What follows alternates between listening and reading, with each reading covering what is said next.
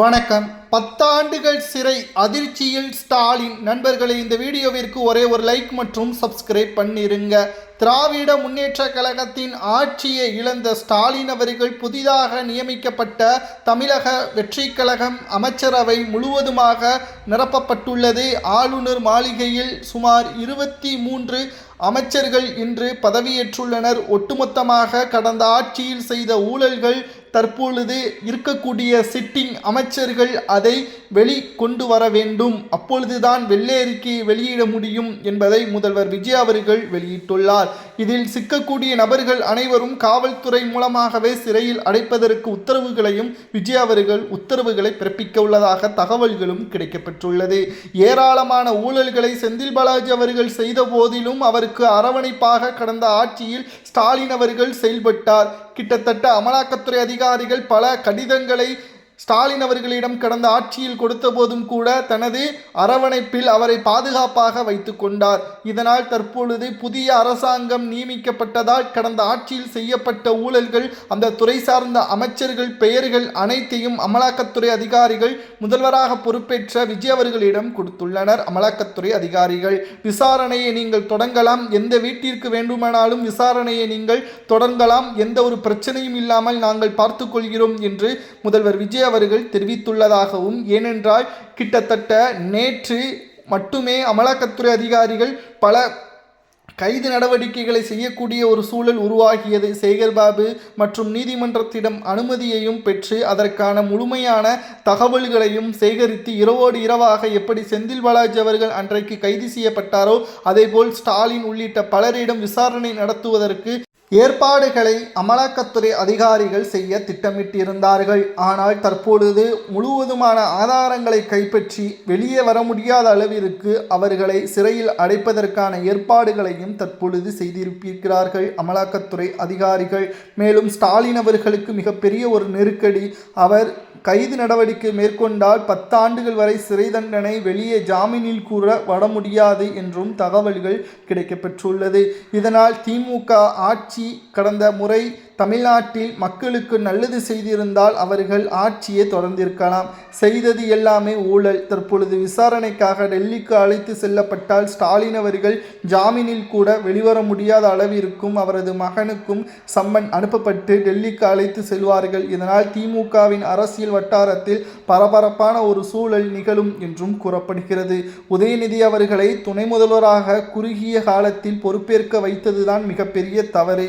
மக்கள் இதனால்தான் திமுக ஆட்சியை இழக்க வேண்டும் என்றும், 2வது முறை ஆட்சியை அமைத்தால் மன்னர் ஆட்சி போல் தமிழகம் பார்க்கப்படும் என்றும், ஸ்டாலின் அவர்களை கொளத்தூர் தொகுதியில் தோல்வியை தழுவ வைத்ததற்கும் அதுதான் காரணம்.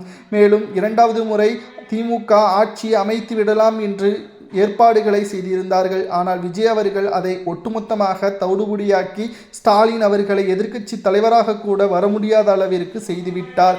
கடந்த ஆட்சியில் செய்யப்பட்ட ஊழல்கள் அனைத்தையும் மக்கள் மத்தியில் வெள்ளை மூலமாக வெளியிடும் பட்சத்தில் நிச்சயம் கூண்டோடு திராவிட முன்னேற்ற கழகத்தின் அதிகாரங்கள் படைத்த மாஜி அமைச்சர்கள் ஒவ்வொருவரும் சிக்குவார்கள். வெள்ளை மூலமாக சுமார் 5 லட்சம் கோடி கடன் தமிழ்நாட்டில் வந்தது எப்படி? தற்பொழுது இருக்கக்கூடிய சிட்டிங் அமைச்சர்கள் கடந்த ஆட்சியில் செய்யப்பட்ட மக்கள் நலத்திட்ட பணிகள் முழுமையாக எவ்வளவு கோடிகள் கடன் வாங்கப்பட்டது, மக்களுக்கு எவ்வளவு கோடிகள் செலவு செய்யப்பட்டது என்பதை ஆதாரத்துடன் விஜய் அவர்களது டேபிளுக்கு 48 மணி நேரத்திற்குள் வர வேண்டும் என்பதை புதிதாக கூறியுள்ளார்.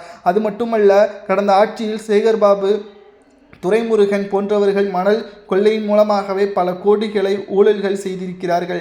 கிட்டத்தட்ட ஸ்டாலின் அவர்கள் கண்ணுக்கு இது தெரிந்ததா அல்லது அவருக்கு தெரியாமலேயே பல ஊழல்கள் நடைபெற்றதா என்பதையும் விசாரணையின் மூலமாகவே நம்மால் தெரிய வரும். ஆனால் இதில் உதயநிதி மற்றும் ஸ்டாலின் பெயர்கள் இடம்பெற்றுள்ளது.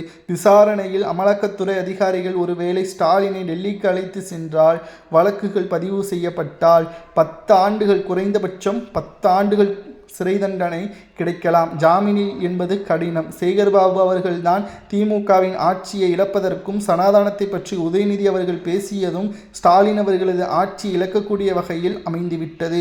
நிச்சயம் மக்கள் மீண்டும் ஒரு முறை ஸ்டாலினுக்கு வழங்குவார்கள் என்று பெரிதளவில் 5000 ரூபாய் வங்கிக் கணக்கில் கொடுத்தார். ஆனால் அவர்கள் திமுகவிற்கு வாக்குகளை செலுத்தாமல் வேறு கட்சிக்கு வாக்குகளை செலுத்தியதால் ஒட்டுமொத்தமாக பல கோடிகளை திமுக இதன் மூலம் இழந்தது. ஆனால் மக்களது வரிப்பணங்களை தான் இவர்கள் கொடுத்ததாகவும் ஒரு பக்கம் தெரிவித்தாலும் திமுகவில் ஒற்றுமை இல்லை. மாவட்ட செயலாளர்கள் கூட்டத்திலும் இவர்களுக்கு ஒற்றுமை இல்லை.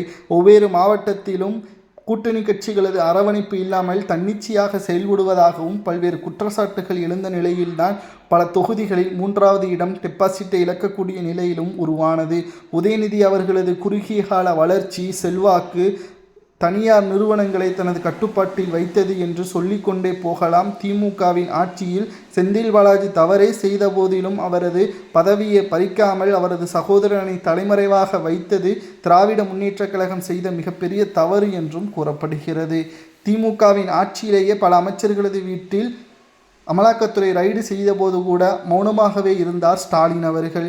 திமுகவில் ஸ்டாலின் அவர்கள் பிரதமர் மோடி அவர்களை எதிர்க்கக்கூடிய அளவிற்கு செல்வாக்கு மிக்கவர் என்று தெரிவிக்கப்பட்டது. ஆனால் கொளத்தூர் தொகுதியில் விஜய் அவர்களது வேட்பாளரை தோற்கடித்து தற்பொழுது பல வழக்குகளை நீதிமன்றத்தில் இருக்கக்கூடிய வகையில் அமைத்துவிட்டார்கள். செந்தில் பாலாஜியின் மீது மட்டும் பல வழக்குகள் இருப்பதாகவும் அவர் வாக்குமூலமாக கொடுத்தால் கிட்டத்தட்ட மாஜி அமைச்சர்கள் 15 பேர் சிறையில் அடைக்கப்படலாம்.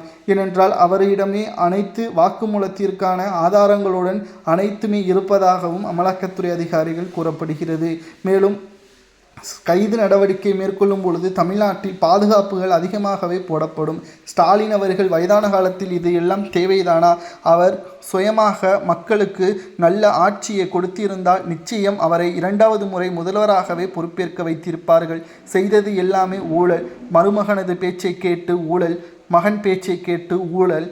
தனது ஒட்டுமொத்த அதிகாரங்களை சரியாக பயன்படுத்தாமல் அவர் சுயநலமாக இருந்ததுதான் தற்பொழுது மாஜி அமைச்சர்களுக்கு எந்த ஒரு பிடிமானமும் இல்லாமல் தன்னிச்சையாக குறுநில மன்னர்கள் போல் செயல்பட்டு தனது கட்டுப்பாட்டிற்குள் அனைத்து தனியார் நிறுவனங்களையும் பணங்களை பறிக்கக்கூடிய ஒரு கார்ப்பரேட் கூலியாகவோ இவர்கள் செயல்பட்டதாகவும் பல்வேறு குற்றச்சாட்டுகள் எழுந்தது. புதிதாக நிறுவப்பட்ட விஜய் அவர்களது ஆட்சியில் சுமார் 5 லட்சம் கோடி கடன் எப்படி வந்தது? அதை விசாரணையின் மூலமாக திமுகவிற்கு மிகப்பெரிய ஒரு சிக்கலை ஏற்படுத்தும் விதமாக அமைந்துவிட்டது. இதனால் அமலாக்கத்துறை அதிகாரிகள் விசாரணைக்காக டெல்லிக்கு அழைத்து செல்லக்கூடிய மாஜி அமைச்சர்களது நிலைமை நிச்சயம் கடினம்தான். அவர்கள் ஜாமீனில் கூட வெளிவர முடியாது. பல அமைச்சர்களது மாஜி அமைச்சர்களது பெயரில் வழக்குகள் இருக்கிறது. எப்போ வேண்டுமானாலும் விசாரணைக்காக டெல்லிக்கு அழைத்து செல்லப்பட்டால் 10 ஆண்டுகள் வரை சிறை தண்டனை. இந்த தகவலால் ஸ்டாலின் அவர்களுக்கு இரவு முழுவதும் உறக்கம் இல்லாமல் பதற்றத்திலேயே இருக்கிறார். எங்கு கைது செய்யப்படுவோமோ, ஜாமீனில் வெளிவர முடியாதோ? ஏனென்றால் காங்கிரசும் தற்பொழுது திமுகவிடம் இருந்து சென்று விட்டது. தமிழ்நாட்டில் திமுக தனித்து போராடினாலும் எந்த ஒரு பயனும் இல்லை. மாஜி அமைச்சர்களது பேச்சை கேட்டு இவ்வாறு ஊழல் செய்தது சிக்கிக்கொண்டார் ஸ்டாலின் என்றும் கூறப்படுகிறது.